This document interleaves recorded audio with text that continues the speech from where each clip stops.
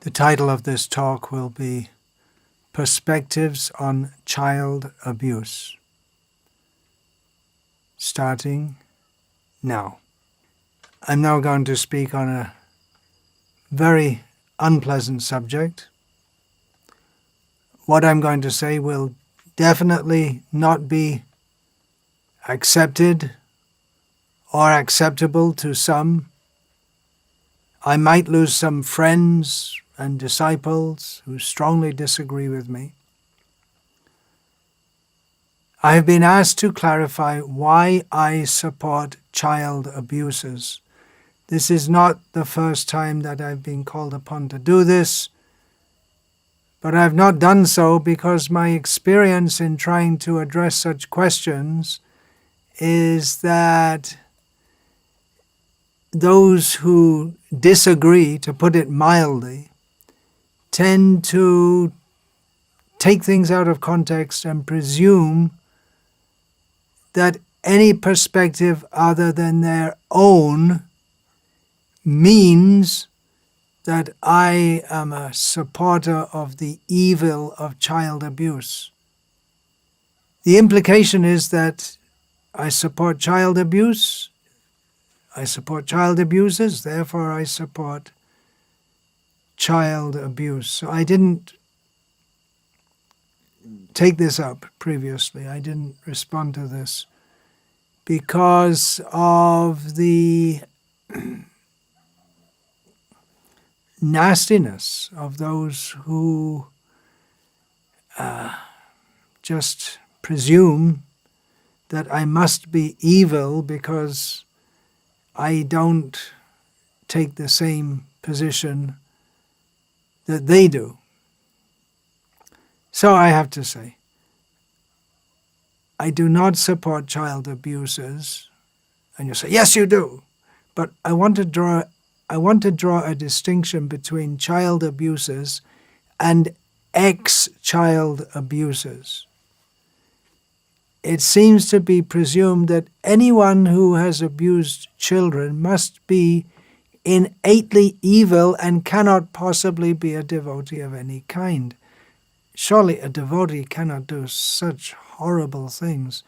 However, that's not what Krishna states in Bhagavad Gita, although citing the Apichet Sudarachara verse in this context invokes horror in some, as if it doesn't apply. There are some situations where some have decided that Krishna's words in this regard, they're not applicable. They say that anyone who is chanting Hare Krishna but who's done child abuse cannot be sincere in any way whatsoever. They're wolves in sheep's clothing. A little aside here. We live in a bad world. The whole society around us is abusive of children if we see how many children grow up taking drugs from a young age, having sex at a young age, are suicidal and criminal. There are rampant kinds of child abuse which are just considered normal in so-called civilized society. No one makes a fuss. Contraception, abortion, divorce, especially in the presence of young children, fighting between parents in the presence of young children. It may be that those who are so much against, we should be against child abuse, but those who are so much vocal about it don't see that there are much broader parameters of child abuse. So yeah, be vocal about it, try to stop it, but try to keep a somewhat balanced perspective on it also. Getting back to child abuse in ISKCON, there's a strange psychology, dichotomy, the Dr. Jekyll and Mr. Hyde syndrome. If you don't know what that is, look it up.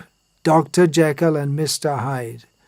The one person who was basically good, but had a very bad side to him and eventually became very bad. So it may be that the devotee has some demoniac tendencies. They take to Krishna consciousness seriously, and after doing so, they succumb to some really very, very bad anarthas, yet they're still trying to be devotees. There but for the grace of God go I. That's a saying. I can't say I'm categorically better than a child abuser. How many sins have I done? Maybe not in this life. Cow killing, murder, rape, contraception, abortion, genocide. I'm in this material world because I'm sinful. Srila Prabhupada kindly picked me up, or tried to pick me up. Srila Bhaktivinoda Thakur sings, Heno dushto karma nai jaha ami kari nai sahasra bara hari. What kind of horrible things have I not done thousands and thousands of times? The response to child abuse that seems to be mainstream in devotee society at present is that offenders should be shamed as far as possible and driven out of Vaishnava society, and no one should have any sympathy for them whatsoever. Any sign, any trace of any sympathy for a devotee who has succumbed to some terrible tendency proves that the person who has sympathy is as bad, as evil as the wrongdoer. What would Srila Prabhupada say?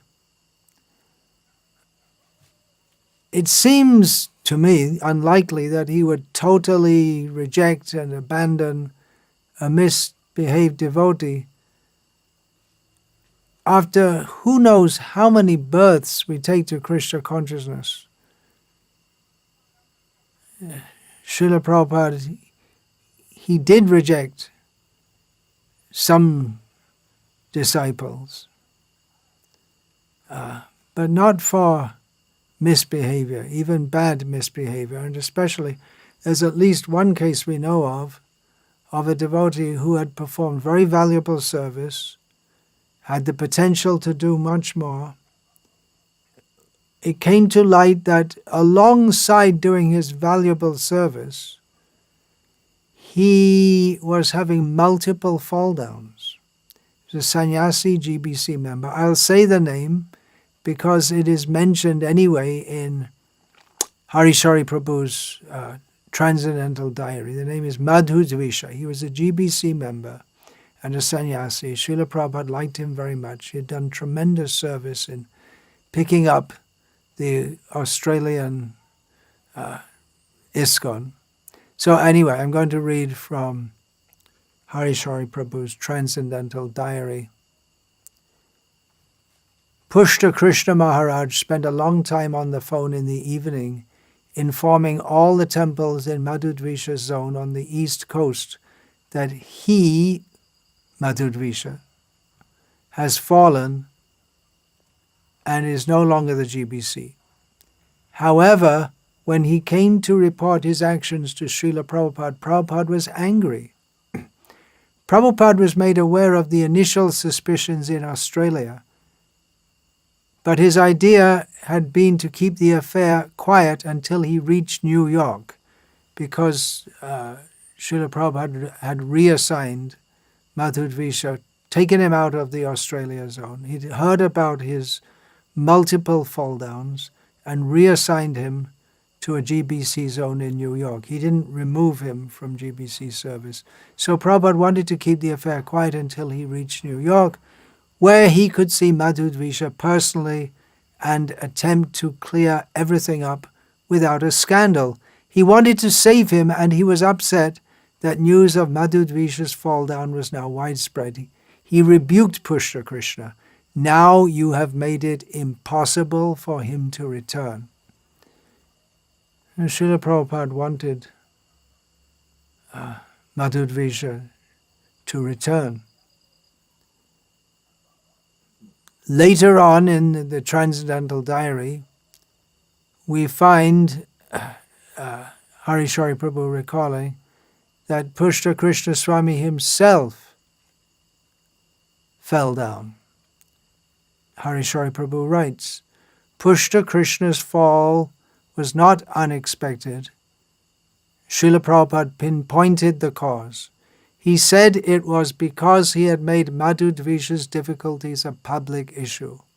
Prabhupada had wanted to keep it quiet and deal with Madhudvisha on his own, for despite his entanglement in illicit activity, Madhudvisha was still doing service.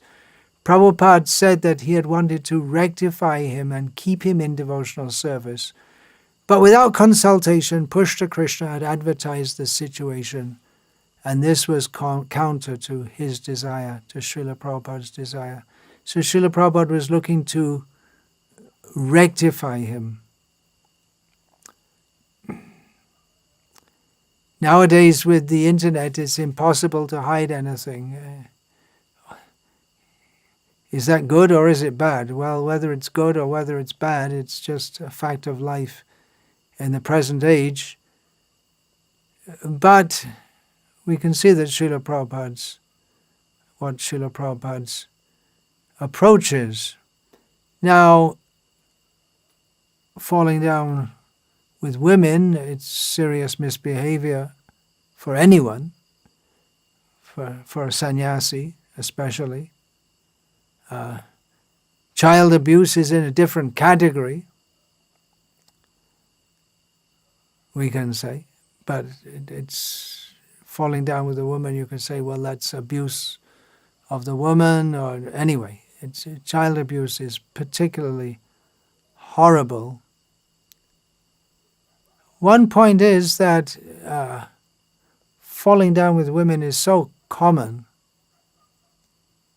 within ISKCON, and illicit sex is so much accepted in mainstream society that we tend to treat it quite lightly. Certainly those men who fall down with women, they don't get roasted in the same way that child abusers do. For a Brahmin to fall down, for someone who's supposed to be a Brahmin who engages in illicit sex, meat eating, taking of intoxication, gambling, in traditional Vedic culture, these are all considered very sinful. Nowadays we don't consider them so, but mainstream society still considers child abuse to be very, very bad. That might change. You never know. I'm not saying it's good if it changes, but it's better if it changes, that mainstream society recognizes that any form of illicit sex is sinful, is bad. And there are gradations also. Child abuse is definitely very, very bad, but still we can consider Srila Prabhupada's outlook that he doesn't want to completely reject a devotee who wants to be a devotee, who's done very valuable service. He wants somehow to accommodate them. This can become a very tricky question. By accommodating fallen sannyasis, do we not undermine the whole institution of sannyas and cheapen it? By giving some room for ex-child abusers to continue in Krishna consciousness, do we not lessen the crime of child abuse and normalize it. It's a dilemma.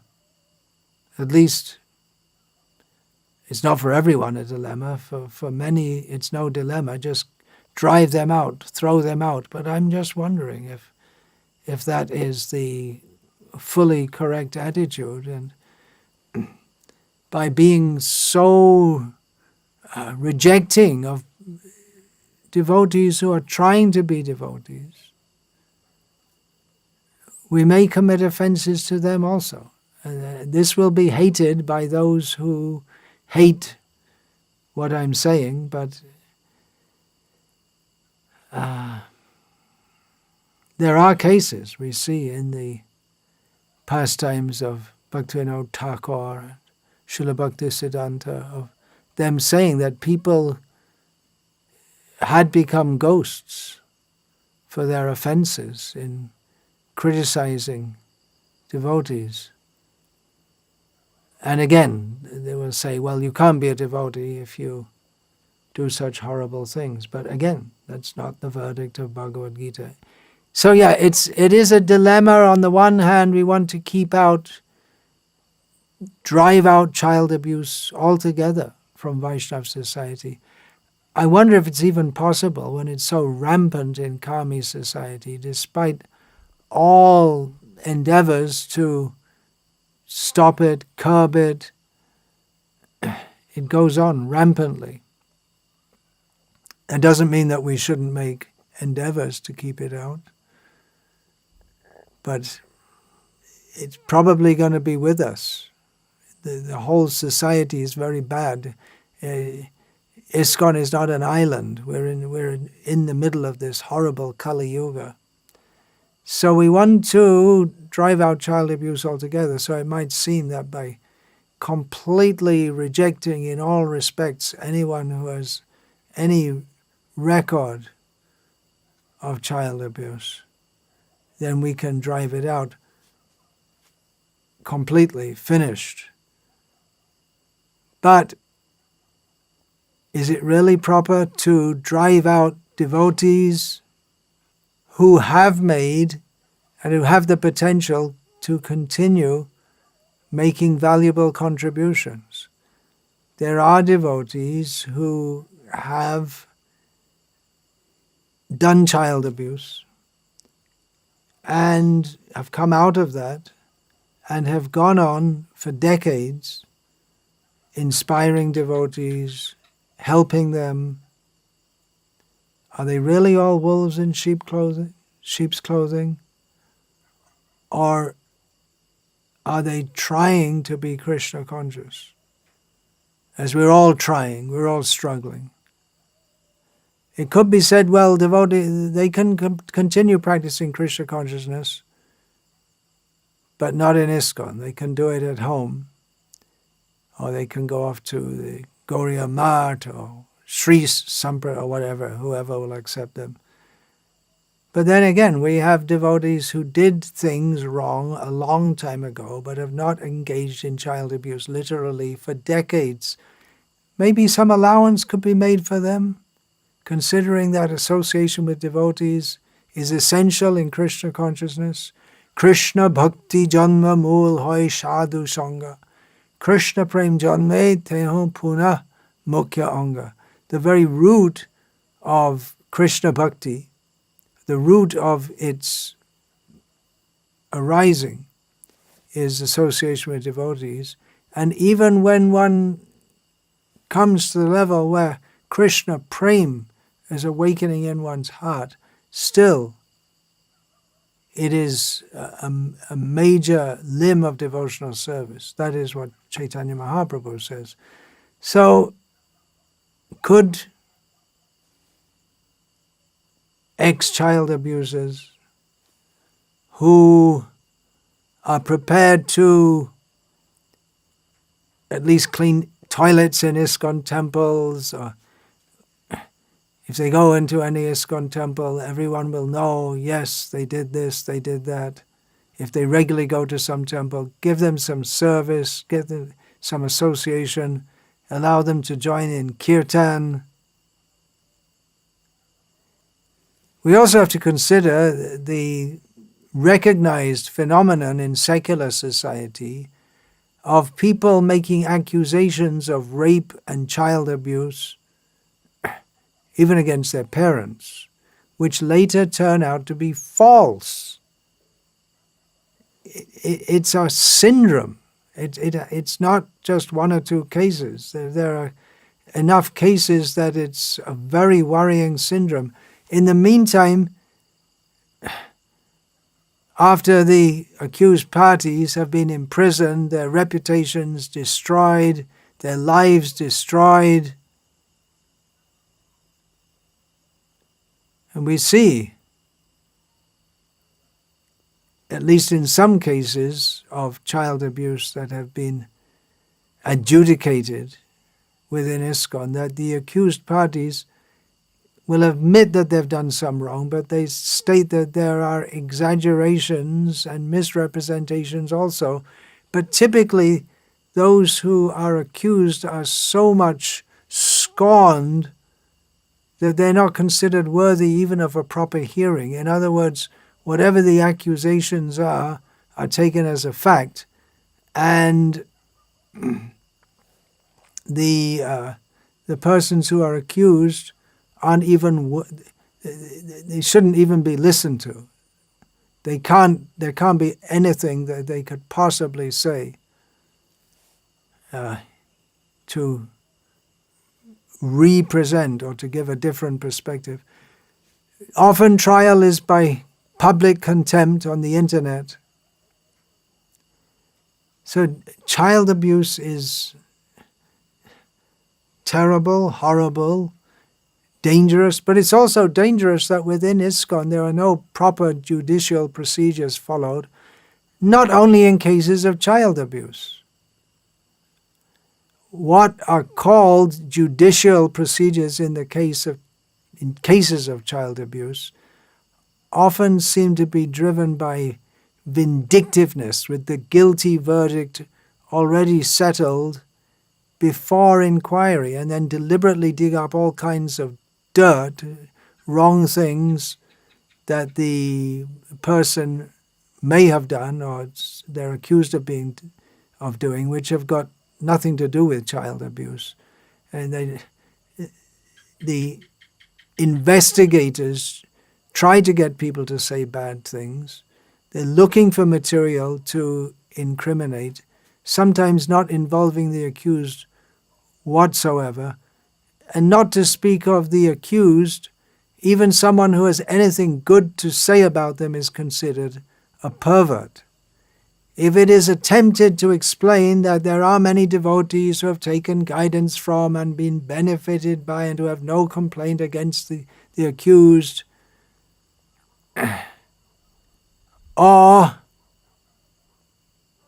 if it is attempted to state that some of the accusations are possibly not completely accurate or exaggerated, one is immediately labeled a facilitator of child abuse.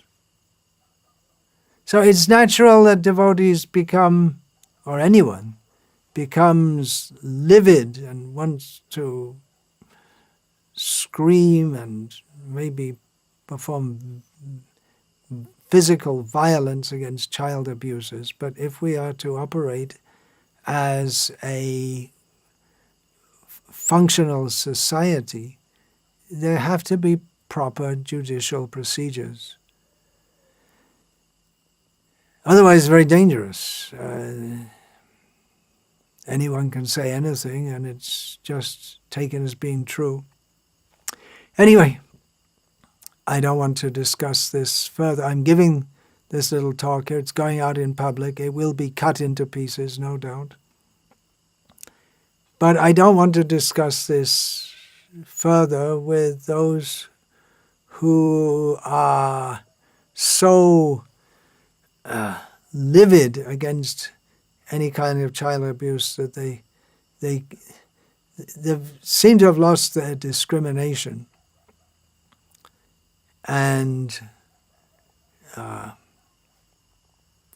just presume that everyone must be very bad if they have anything to do with or any sympathy for anyone who ever performed child abuse. That's my experience. It's a certain kind of persons it's impossible to discuss with in a reasonable manner. So in such an atmosphere, I won't attempt to discuss further. You can send me all kinds of nasty emails. That's it. I may lose friends or disciples, but that is my position.